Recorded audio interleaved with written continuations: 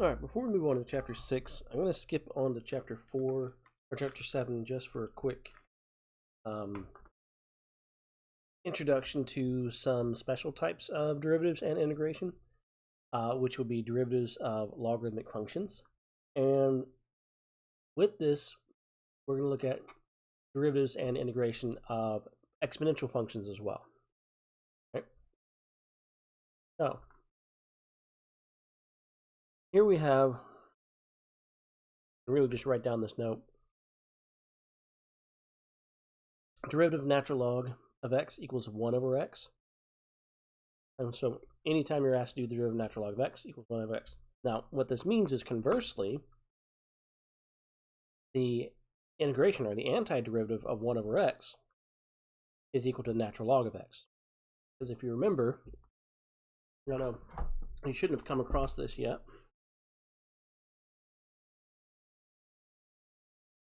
But if you're doing the antiderivative of, just say, 1 over x.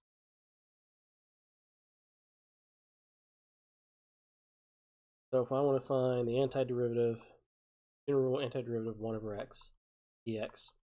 Problem is, for the antiderivative, this is the integral of x to the negative 1 over dx. Now, if you remember, the power rule would suggest that we add 1, and then that's what we divide by.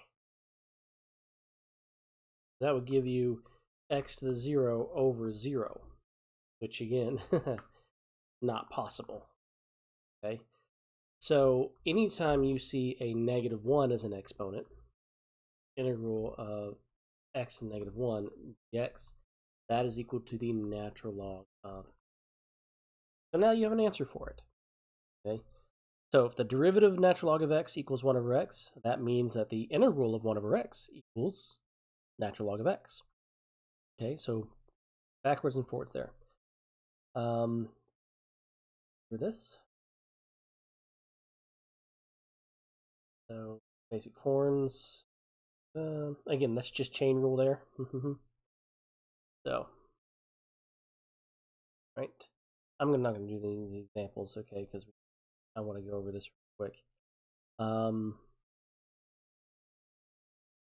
Apparently same thing. Okay.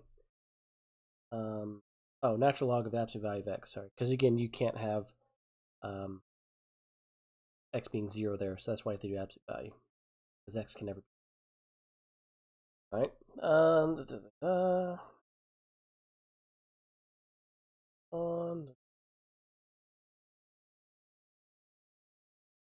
Okay. Derivatives of logarithmic function. Now, because you can set up a logarithmic function as a natural log of x over natural log of a, you can then do basically the derivatives of these. And we know this is already 1 over x, and that's a constant value there. So it's going to be 1 over x times the natural log of a. And we're done. Again, because you don't do the derivative of constant, you just bring it outside the derivative and then multiply it through. So that's what it's going to become. Anytime you do derivative of a log function, it becomes 1 over x times natural log of the base. Okay, again, just make note of this.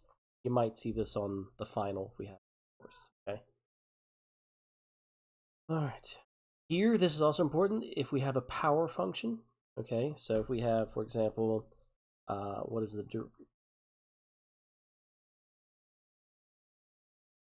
what's the derivative? Oh.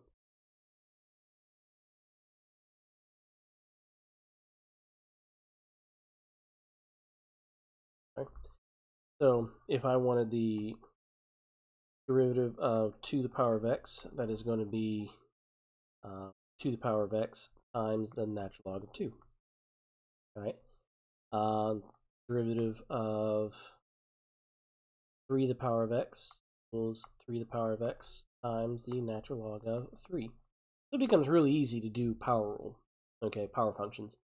Now the question is, what if I do derivative of e to the power of x? Well, that's e to the power of x times the natural log of e, and if you remember, natural log of e is 1. So the derivative of e to the x is equal to e to the x. It's its own derivative. All right? one of the few functions where it's its own derivative, which again conversely means that the integral of e to the x, that's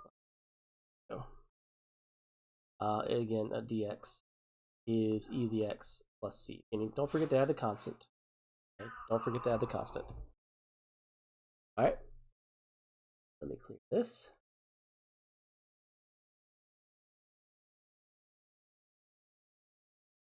All right, let's see here.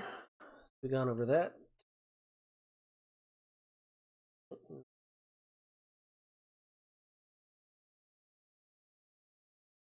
Okay, so it's, yeah.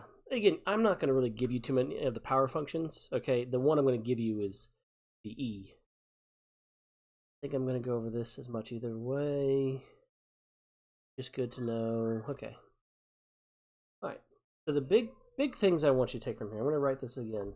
Big things I want you to take from here. Things you need to know is that the derivative